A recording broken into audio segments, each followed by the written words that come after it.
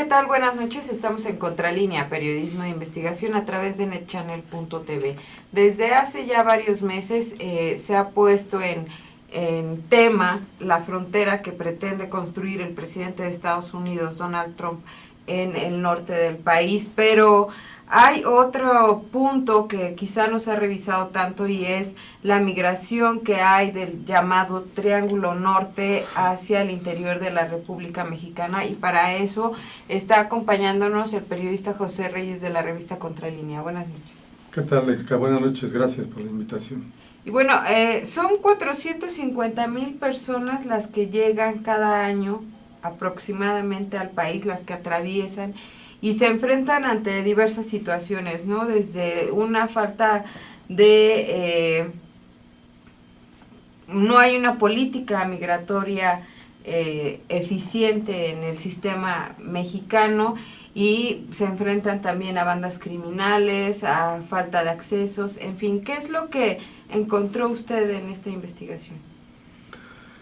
Bien, en efecto, las estadísticas de el Instituto Nacional de Migración de la Secretaría de Gobernación, de la Organización Internacional de Migración de la ONU y del Coneval, del Consejo Nacional de Evaluación de la Política Social del país, establecen que un promedio, estoy hablando de las estadísticas del 2014,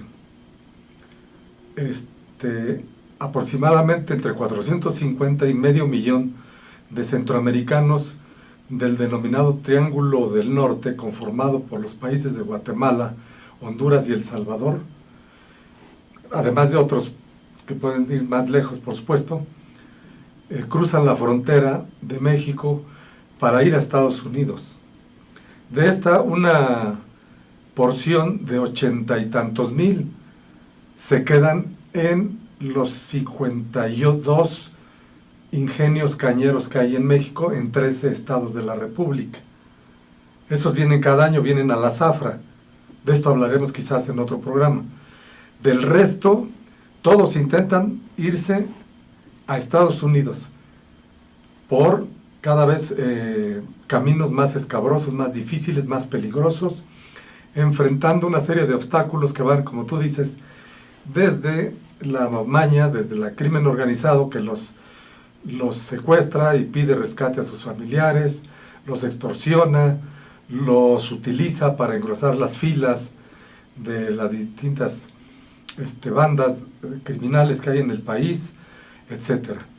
En medio de todo este vía crucis, hay que establecer que la política migratoria, obviamente de Estados Unidos, que como tú dices, se ha recrudecido, ahora se complementa con la de México.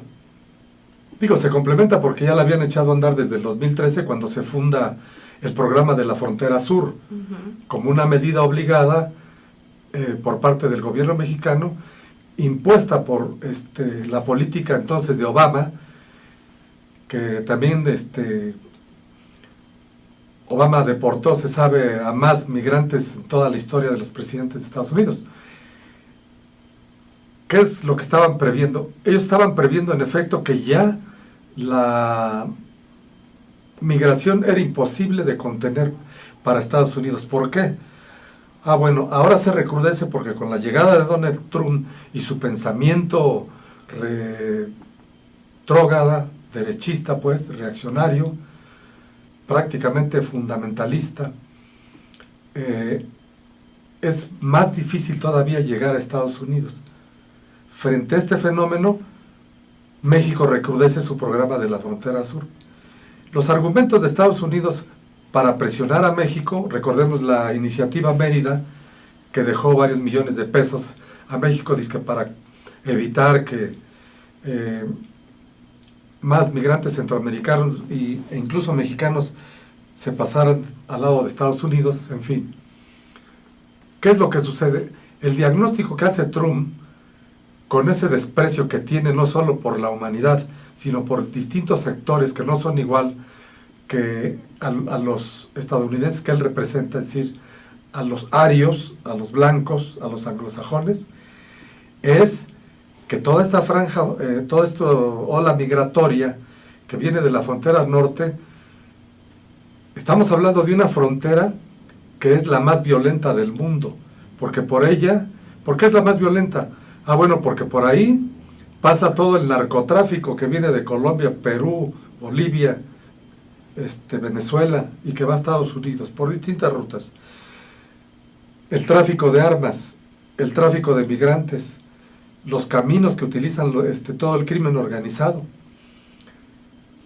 Conjuntados todos estos elementos, en el análisis de la política antiinmigrante de Trump dice, no, cerramos la puerta porque todo esto viene hacia mi país y me va a poner en desventaja, me va a poner en peligro.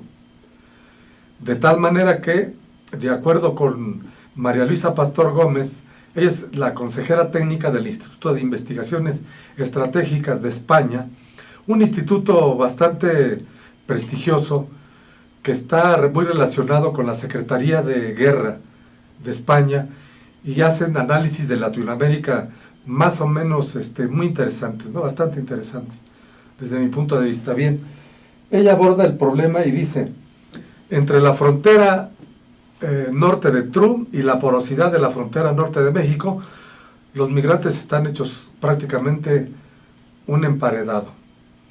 ¿En qué sentido? Ah, bueno, porque ahora ya no van a tener para dónde correr. Claro. Los pocos que el mercado, que la economía nacional logra captar, como esto que te decía yo de los cañeros, alguna parte que se va hacia el turismo, otros que se van a otras áreas de la producción nacional como el café, por ejemplo, y otros que andan por ahí incluso deambulando, que incluso ya hemos visto hasta en el metro pidiendo y en las calles dinero porque vienen desde Honduras y no han conseguido trabajo y menos condiciones para brincar el río Bravo. Ahora ya se han convertido, dice la investigadora, en un problema que podía causar desestabilización para México y en un problema de seguridad nacional. Vamos a seguir hablando del tema una vez que regresemos del corte, y me gustaría que nos comentara a qué se enfrentan estos más de 450,000 migrantes cuando tratan de llegar a Estados Unidos por estas rutas que cada vez se hacen más peligrosas. Regresamos. ¿Cómo no?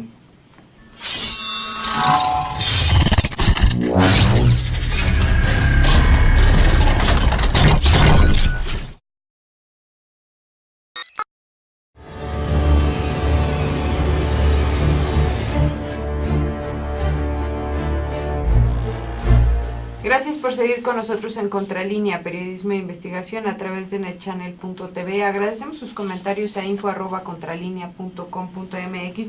Bueno, estamos hablando con el periodista José Reyes de la revista Contralínea sobre esta falta de una política adecuada que tiene que ver con la migración que hay en el país, estos más de 450,000 personas que tratan de llegar a Estados Unidos por diversas rutas cada vez más peligrosas en México y que se enfrentan a diversas situaciones. ¿Qué más nos podría comentar al respecto?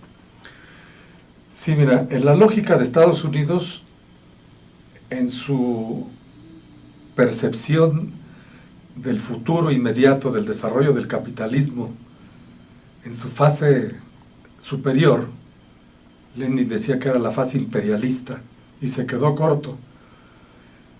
Estamos hablando de la visión más allá de lo que el género humano pudiera llegar a concentrar en materia de riqueza. ¿Cómo lo estamos viendo?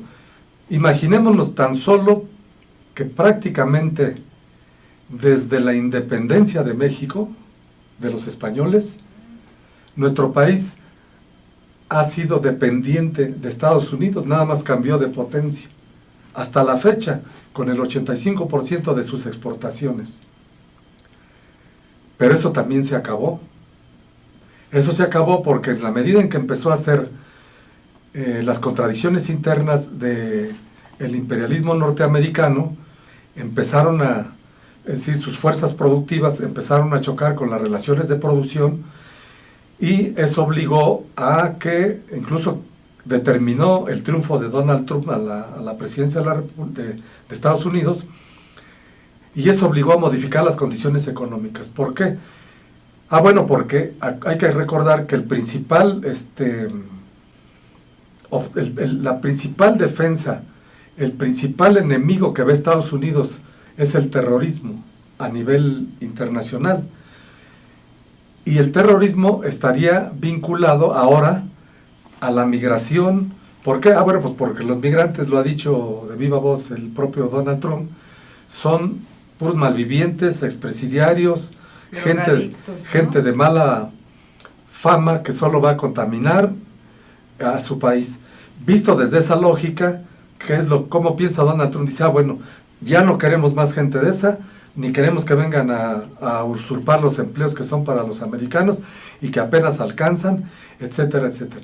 Es decir, que Estados Unidos no ve a México como un dentro de su esquema de las relaciones internacionales, como un país estratégico en materia de relaciones bilaterales, sino lo ve como un asunto doméstico. Dice, está bien, pues ahí está México, que me provee de materias primas, de cierta mano de obra calificada, de la fuga de cerebros que se viene para acá, etcétera, etcétera. Pero ya no quiero migrantes, ya no son necesarios. Es suficiente y es más, los que sobran los voy a echar, que es lo que está haciendo. Esa es la política, ese es el pensamiento y esas son las medidas y la estrategia que está siguiendo. Ahora bien, ¿esto cómo se analiza desde el ámbito internacional? Christopher Gascon, él es el portavoz, el titular de la Organización Internacional de las Migraciones, de la Organización de las Naciones Unidas. Él dice, bueno, esto que está ocurriendo y cuya respuesta obedece a esta política del presidente norteamericano, tiene que tener una respuesta también por parte de las organizaciones internacionales como la ONU, que velan por los migrantes, que como tú decías hace un momento, enfrentan una serie de calamidades, problemas y vejaciones, humillaciones, de lo cual se ha documentado hasta el cansancio por la prensa, la radio y la televisión. Desde el secuestro, la muerte, la utilización por los cárteles, etcétera. Dice, ¿qué es lo que se necesita? Dice, tan solo en el 2016, Estados Unidos deportó aproximadamente a 640,000 mexicanos, solamente mexicanos, es decir, un promedio de 600 diarios, entre los que se regresaron y los que deportó. ¿Qué significa esto? Que ahora se está contrayendo el flujo migratorio de mexicanos hacia Estados Unidos, no solo por las expulsiones que están ocurriendo, sino porque pues ya va a ser más difícil que tengan condiciones para insertarse en la economía norteamericana, sino que ahora va a ser más difícil todavía para los migrantes de la frontera norte de México, es decir, para toda la ola migratoria, que lleguen hasta Estados Unidos. En conclusión, México se ha convertido en un embudo para la migración. Ya se hace un nudo, ¿no? Exactamente. Aquí ya en el país. Un nudo georgiano en donde ya es imposible que quepan más migrantes y en donde ya es imposible que incluso la economía nacional los pueda emplear, porque los que van a regresando, pues van a regresar a eso. ¿Cuáles son los impactos que genera todo esto en el país? En el país tiene consideraciones bastante graves desde el punto de vista de especialistas de la Universidad Nacional Autónoma de México, sobre todo porque, aunque México asegure desde el punto de vista oficial, es decir, demagógico, de que el regreso de los mexicanos, y en eso hay hasta campañas, el secretario de Salud se apunta que todos van a estar bien, el secretario de Educación dice que todos están puestos para seguir estudiando y les van a revalidar materias y demás. El mismo rector de la UNAM dice que aquí cabemos cuando no es capaz de darle cabida a más de 170,000 rechazados. En fin, pura demagogia por todos lados. ¿Eso qué significa? El país no tiene la capacidad, ya no digamos de darle trabajo a los que están regresando. No tiene capacidad de dársela a los desempleados que desde hace varios años pululan en los mercados de trabajo nacionales y no encuentran de ninguna manera dónde colocarse. Por eso se ha considerado un tema de seguridad nacional por los investigadores y analistas, ¿no? Por supuesto, porque el programa de la Frontera Sur lo único que hizo fue incrementar las tropas y los policías de migración como fuerzas especiales para poner diques a la migración centroamericana. ¿Y eso qué significa? Bueno, que el doble discurso está ahí. Por un lado, el uso del garrote de la fuerza pública para contener el paso de los migrantes centroamericanos, lo cual, entre paréntesis, los lleva a utilizar rutas cada vez más peligrosas, más inhóspitas, y para enfrentar es decir, mayores situaciones de vulnerabilidad.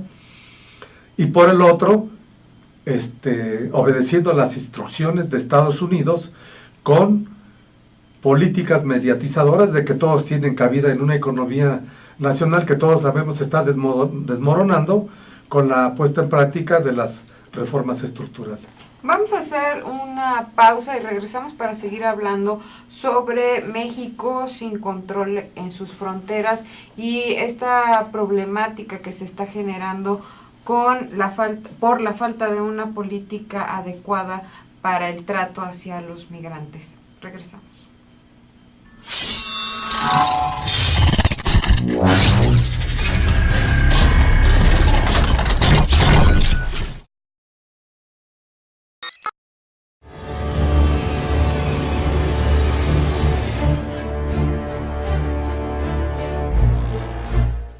Gracias por seguir con nosotros en Contralínea, periodismo de investigación a través de netchannel.tv.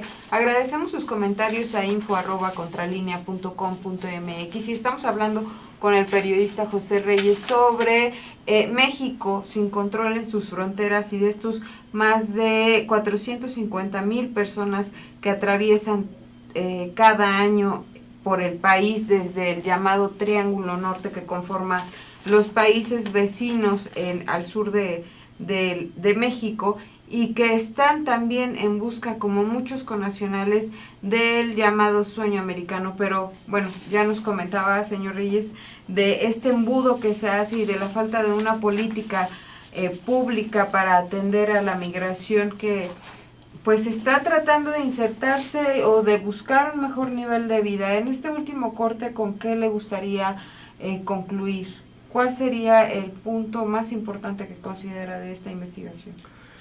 Sí, dentro de las conclusiones que podíamos sacar de la gente que participó, que entrevistamos, y del documento que analizamos del Instituto de Estudios Estratégicos de España, de María Luisa Pastor Gómez, hay una coincidencia fundamental. En México va a seguir latente el problema de la migración. Es imposible detenerlo, es histórico, es milenario. ¿Por qué? Pues mientras que no haya un mercado laboral estable, una economía en crecimiento, perspectivas de desarrollo distinto al actual modelo económico, hasta el cansancio, pero inevitable, por supuesto. ¿Inevitable por qué? Es inevitable porque ese es el desarrollo del capitalismo a nivel mundial, cuyas consecuencias ya las estamos viendo en esta regresión del Brexit en Gran Bretaña y los intentos fallidos por donde quería ir Francia, pero con la derrota de Le Pen, pues se espera que el nuevo presidente no vaya por ese rumbo. Es decir, estos tropiezos del capitalismo mundial tienen que ver fundamentalmente con la terrible desigualdad de la distribución y la inequidad en la distribución de la riqueza mundial.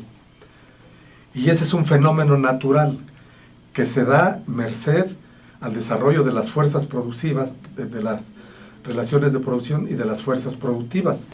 Históricamente ya está analizado desde el punto de vista de la sociología científica, en donde no se atina todavía a pensar dónde pudiera tener un límite esta desigualdad de acumulación escandalosa, en fin, inhumana de la riqueza en pocas manos a nivel mundial, de empresas que se apoderan de bienes, recursos, de vidas espacios incluso, ¿no? Y humanos, ¿no? Y países enteros, a través de las bolsas de valores, en fin. Por eso no se va a poder parar la migración. Hasta hace unos pocos años la vimos, la migración de África a los países europeos, Italia, Francia, España, Grecia. Ahí fue donde Inglaterra dijo, se acabó. Inglaterra han sido más radicales, más xenófobos, más precavidos en el desarrollo de su capitalismo, incluso que ellos conquistaron Estados Unidos, ¿no? Implantaron su política, con la diferencia de que a Estados Unidos llegaron grupos multiétnicos que desde su fundación hasta la fecha lo nutrieron en los distintos estados que conforman la Unión Americana.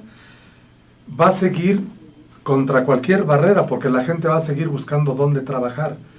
Y como dónde trabajar, ya no digamos para vivir en condiciones más o menos saludables que te permitan a ti tener lo elemental de educación, salud, alimentación, vestido. Ya no hables de diversión y de cultura. No, de lo básico. No, como no lo hay, la migración va a seguir. La gente migra ya para comer, ya no para vivir bien, ya no para mandarle a la familia que se quedó en los pueblos miserables de la geografía latinoamericana. Migra para comer, pero como no alcanza para todos, y como no hay un control natal regional, y como se sigue reproduciendo y las tasas de crecimiento regional crecen desmesuradamente, pues la gente va a seguir migrando, porque la otra es que se deje morir de hambre como en los países subsaharianos, ¿no? Sí, claro. En efecto. ¿Hay alguna propuesta por parte de los académicos para atender esta problemática? La verdad es que la única propuesta en la que también coinciden es que o se cambia el modelo, lo cual sería prácticamente un suicidio para la política económica nacional, o se sigue bajo este mismo esquema, pero imprimiéndole una trayectoria que se abandonó desde hace muchos años, de carácter, hasta el término ya es a veces hasta ofensivo para los tecnócratas y neoliberales que gobiernan a México, nacionalista. Es decir, si a Estados Unidos y a los nuevos bloques mundiales no les interesa lo que ocurre en el tercer mundo, a México, a los gobernantes mexicanos de cualquier corriente política, ideológica o partido político, les interesa solo para ganar el voto y las elecciones, porque se ha demostrado que en la práctica ninguno ha modificado las estructuras de poder. Es decir, todos tienen que sujetarse a una ley, a una estructura política, económica y social sustentada en una constitución que dice que el país es de y para los ricos, ¿no? Desde 1917, en que triunfaron los seguidores de Carranza y elaboraron una constitución a imagen y semejanza, en donde incluyeron a las masas populares que participaron en la revolución del 10-17, solo en las demandas generales que hasta el momento, a 100 años de distancia, no se han cumplido. ¿Y por qué no se han cumplido en 100 años? Siendo un país tan rico en recursos, etcétera, etcétera. Aunque nos desviamos un poco, finalmente esa es la conclusión a la que llegan. Es decir, ni la migración, que es un fenómeno grave y de seguridad nacional, ni el desempleo, ni la desigualdad, los bajos salarios, la desigualdad, etcétera.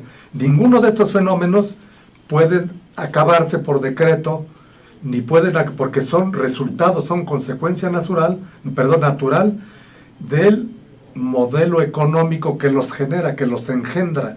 Claro. Es imposible en lo inmediato, y en la perspectiva no se ve quién pudiera hacerlo. Bueno, la ONU tiene esta oficina que está atenta a lo que se hace con las personas que son regresadas a México, en este caso, y supongo que habrá otras organizaciones que estén al tanto de los que piden asilo político, de los refugiados, de los que están muriendo en estas rutas peligrosas para llegar a Estados Unidos. En efecto, aunque con sus limitaciones presupuestales y con muchas limitaciones, porque ahora hasta Estados Unidos está interviniendo en la ONU para reducirle el presupuesto, ¿no?, de lo que a él le toca pagar, como todas las naciones que integran la ONU, las cuotas obligatorias. Hay muchas ONGs que se dedican a la defensa de los migrantes, hay muchas historias, y lamentablemente es imposible, es tanta la demanda y poca la respuesta, tanto de ONGs internacionales como nacionales. La misma CNDH no tiene ni siquiera la capacidad de atender en campo este fenómeno, ¿no? Y la infinidad de ONGs que hay están sectorizadas, es decir, unas atienden un aspecto, otras otro, algunas atienden unas rutas, otros otro, dependiendo de las condiciones concretas de cada uno de los migrantes, ¿no? Es un fenómeno muy, muy difícil y muy grave, muy difícil de resolver, ¿no? Pues le agradezco mucho que haya estado como en otras ocasiones aquí en Contralínea TV, y bueno, vamos a estar muy al pendiente de este tema que sin duda es de interés periodístico, y que cada vez, como dice usted, hay más historias que contar porque son miles los afectados, y el impacto hacia las familias pues también es muy grave, ¿no? Así es, gracias a ustedes, este tema da para más y esperemos seguir con ustedes y con el público de netchannel.tv. Muchas gracias y buenas noches. Y gracias a usted por haberse puesto en línea con nosotros como cada martes a las 8 de la noche. Nos vemos el próximo. Hasta luego.